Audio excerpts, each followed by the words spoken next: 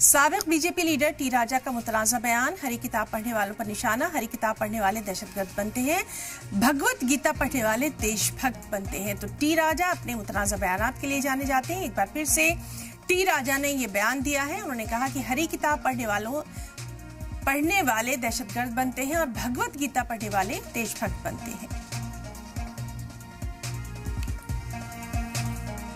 मैं आज यही निवेदन करना चाहूँगा कि अपने आने वाली पीढ़ी को गीता पढ़ाना प्रारंभ करें, क्योंकि गीता हमें ज्ञान देती है, गीता हमें देशभक्ति सिखाती है, गीता हमें धर्म नीति सिखाती है।